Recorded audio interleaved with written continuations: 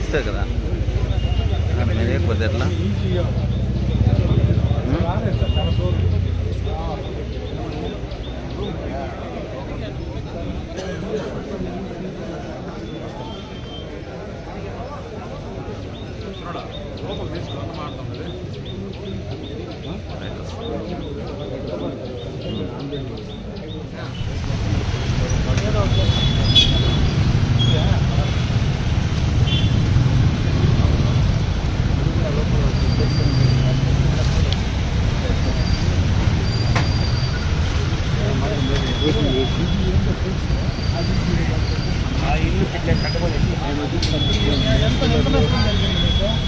Cooler మిక్సీలు అంతా బాక్స్లో 4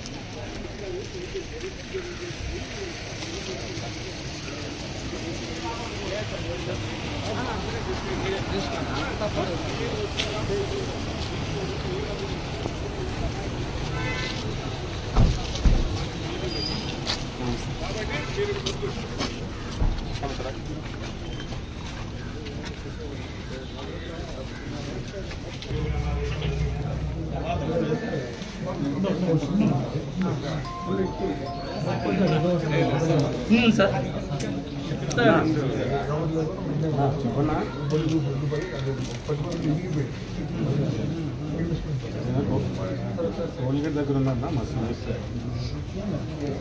ఓకేనా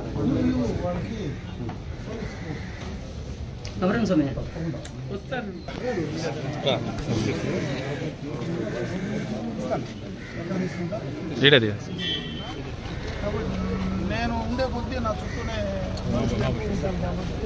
అది అనవసరమైనటువంటి కాంప్లికేషన్ ముందు నేను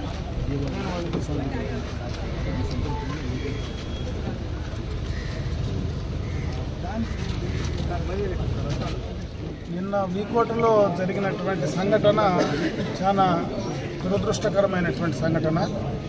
ఇది జరిగి ఉండకూడదు.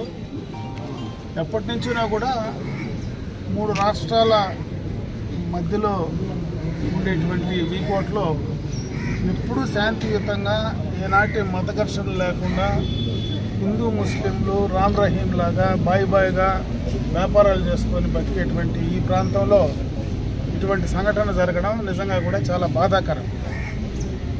దీంట్లో ఏ పాపం ఎరిగినటువంటి వాళ్ళు వ్యాపారస్తులు నష్టపోయేది కూడా నిజంగా కూడా చాలా బాధ కలిగించింది.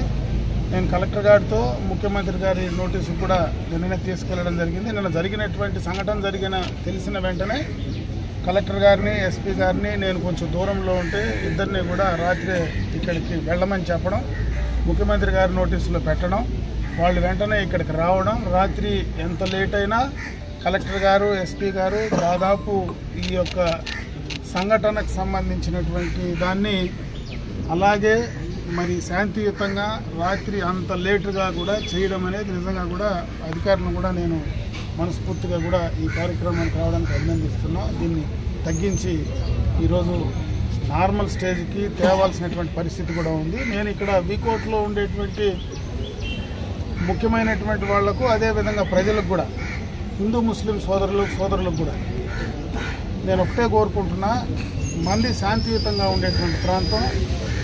ఇక్కడ ఎప్పుడూ కూడా మత ఘర్షణ లాంటివి జరగల. అటువంటి వాటిని ప్రోత్సహించవద్దని చెప్పి నేను మనస్ఫూర్తిగా వాళ్ళని తెలియజేసుకుంటున్నాను.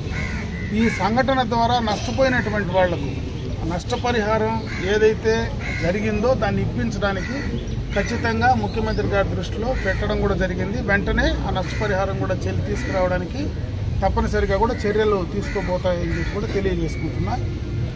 అదేవిధంగా ఈ ప్రాంత ప్రజానీకానికి కూడా నేను మనవి చేసుకునేది, నేను శాంతిని కోరుకునేటువంటి మనిషిని. ఇక్కడ ఏదైనా అసాంఘిక శక్తులు కానీ ఈ మత ఘర్షణల ముసుగులో ఎవరైనా తప్పులు చేస్తే ఖచ్చితంగా కూడా చట్టపరమైనటువంటి చర్యలు తీసుకోవడానికి ప్రభుత్వం